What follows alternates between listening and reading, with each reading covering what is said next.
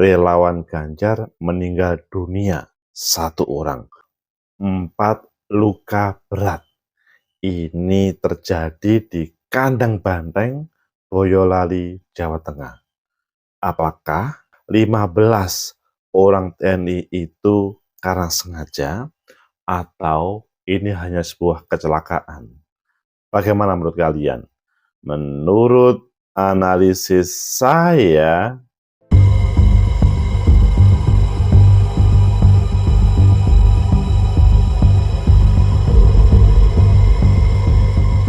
Assalamualaikum warahmatullahi wabarakatuh. Salam sejahtera untuk kita semua. Pecinta masa depan negeri, tegakkan kebenaran, lawan ketidakadilan.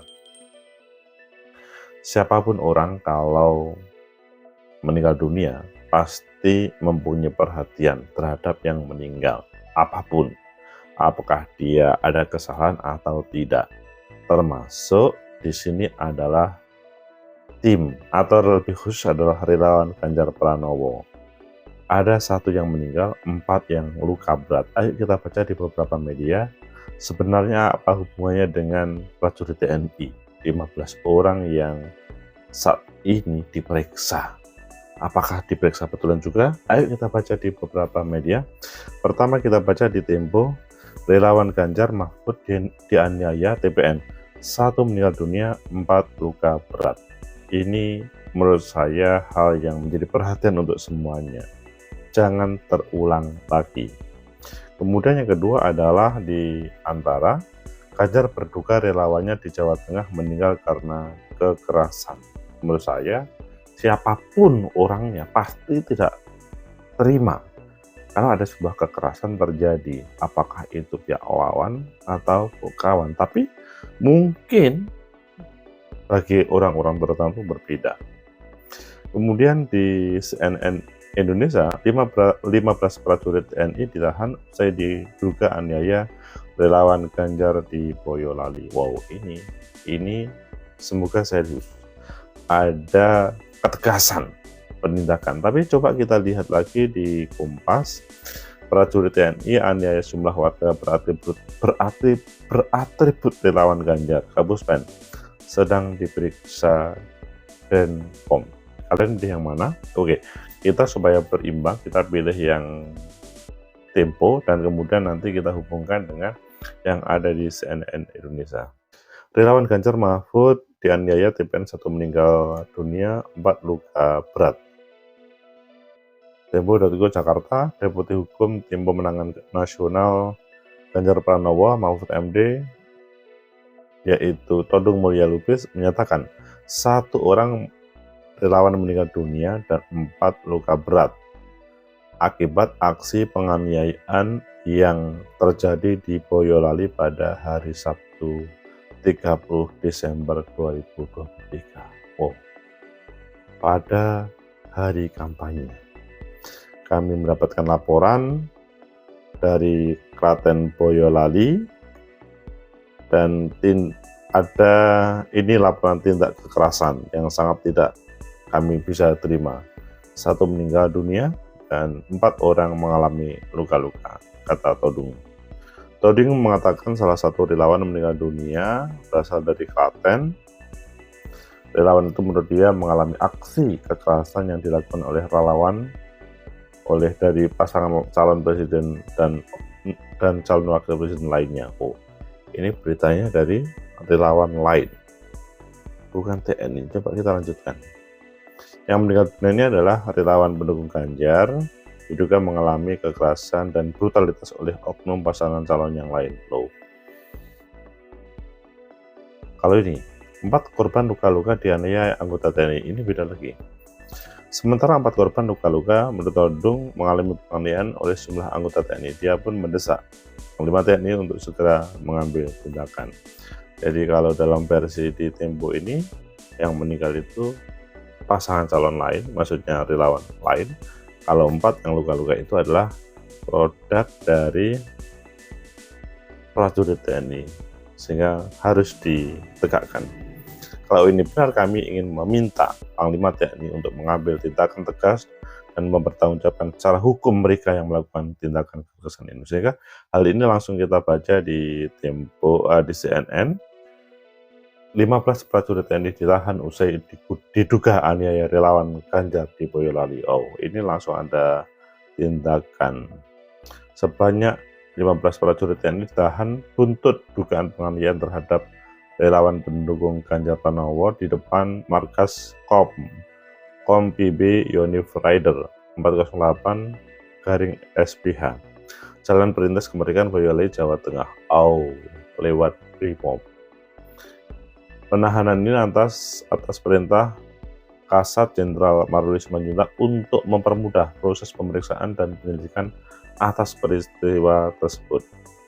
Telah memerintahkan dan Yonif Rider 408 garing SPH dan Denpom 4 Romawi garing 4 Surakarta untuk menahan 15 prajurit TNI terduga kasus penganiayaan guna memeriksa, menyelidiki dan mendalami keterlibatan oknum prajurit tersebut serta melakukan proses hukum sesuai prosedur yang berlaku, kata Kadispen Brigjen Kristonel Sianturi dalam keterangannya. Wah, ini ada langsung proses ketegasan. Kristome mengatakan pimpinan TNI AD selalu berkomitmen untuk menegakkan aturan hukum yang berlaku. Maka dari itu, setiap prajurit yang melakukan pelanggaran akan disanksi sesuai dengan peraturan. Di sisi lain, Kristome mengatakan Maruli selaku Kasat melalui Pangdam 4 Diponegoro juga meminta maaf kepada masyarakat Boyolali atas peristiwa tersebut. Kristome kembali menjelaskan peristiwa itu terjadi secara spontan karena kesalahpahaman dua belah pihak. Sebab saat prajurit sedang bermain bola voli, terdengar suara knalpot brong yang gasnya digeber oleh promotor yang sedang melintas. Apalagi kata Kristome, masyarakat sekitar juga mengaku merasa terganggu dengan suara knalpot brong tersebut. Ada ini yang Todung juga menegaskan TPN tak akan diam, bahkan ia menyebut pihaknya bakal menempuh jalur hukum agar kasus ini bisa diusut tuntas. Ini serius. Berdasarkan data dari DPJPD Boyolali, relawan yang menjadi korban diketahui bernama Arif Diva Ramadhani yang merupakan seorang mahasiswa, satu lainnya bernama Slamet Arnold yang berperan sebagai pekerja swasta. Arif Diva Ramadhani, pecinta masa depan negeri, tegakkan kebenaran, lawan ketidakadilan. Itu yang terjadi di Boyolali. Innalillahi wa inna ilaihi raji'un. Arif Diva Ramadhani telah meninggal dunia. Bagaimana kalian? Apakah ini sebuah tindakan yang disengaja atau tindakan yang tidak disengaja? Atau ini memang ada hubungannya dengan dukung-mendukung pada 2014? Menurut analisis saya, pertama, bahwa 28 November sampai 10 Februari itu adalah hari kampanye, di mana seluruh masyarakat, khususnya tim relawan, diperbolehkan untuk kampanye. Tetapi kampanye itu ada aturannya. Jadi ada yang diperbolehkan, ada yang tidak diperbolehkan. Misalkan seandainya ini benar seandainya benar pakai menggunakan sepeda brong, itu sebetulnya kalau ini benar tidak hanya pada waktu kampanye, hari-hari biasa pun dilarang. Tetapi sebetulnya hal itu juga sering kok terjadi. Mahasiswa atau siswa SMA menggunakan brong atau pada suasana tahun baru itu sering terjadi. Nah, di sini sebetulnya yang lebih berkewajiban berhak untuk menertibkan itu adalah para teman-teman kepolisian. Jadi kalau menurut saya, pada hari-hari kampanye ini menurut saya perlu kita saling menyampaikan terkait dengan apa yang diperbolehkan dan ada apa yang dilarang. Tapi bahwa hari Sabtu kemarin memang relawan Ganjar sedang melakukan penyapaan masyarakat di Boyolali, di Klaten, dan terjadilah 1 orang meninggal dunia, 4 luka berat, yang akhirnya Panglima TNI memerintahkan 15 prajurit untuk diproses hukum.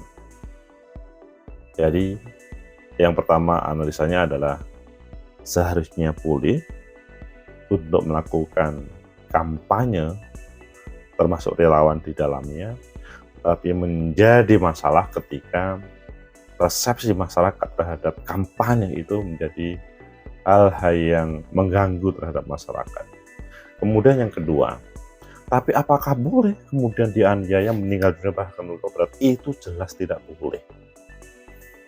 Kalau menurut saya, kalau itu terjadi betul, itu jelas tidak boleh. Apapun, siapapun, aparat TNI pun menurut saya, kalau memang menemukan seperti itu, diberikan saja kepada teman kepolisian, penegak hukum yang dalam negeri.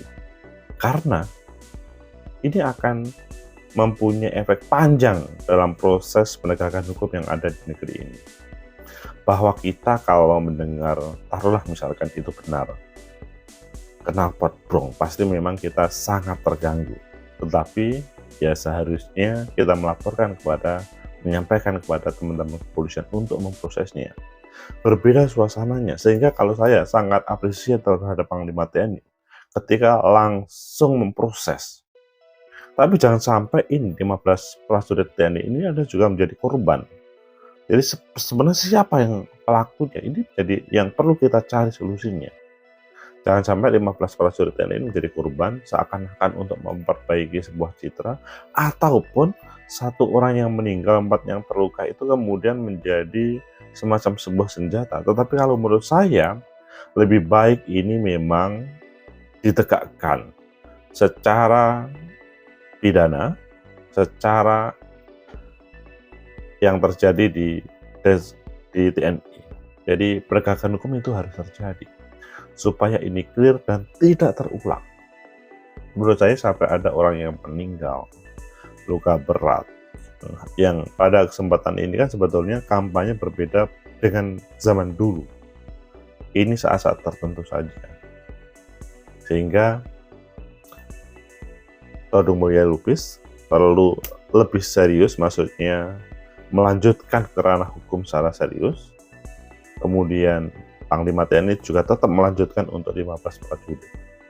Meskipun mungkin bisa saja keduanya ada titik temu kemudian berdasarkan informasi yang mereka dapatkan kemudian ada penyelesaian yang tidak harus kemudian secara hukum. Tetapi bahwa jangan sampai ini terjadi. Kalau menurut saya, kalau tidak bisa bertemu maka memang jalur hukum yang sebenarnya. Kemudian yang ketiga,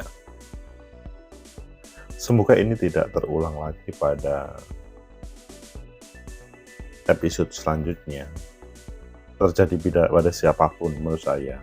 Apakah kepada relawan 1, relawan 2, atau relawan 3, ataupun yang tidak tergabung dalam relawan.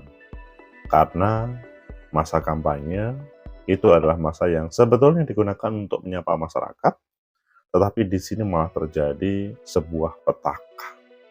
Teman-teman TNI ataupun siapapun memang harus agak menampilkan kesabarannya melihat generasi kita yang menampilkan ekspresi kampanye yang berlebih.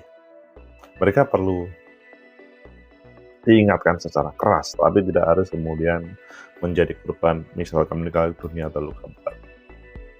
Semoga menjadi evaluasi untuk semuanya di level nasional ataupun lokal ataupun regional, sehingga tidak terulang lagi dan bisa terselesaikan kasus ini. Semoga bermanfaat. Like, subscribe, comment, and share. Sampai jumpa.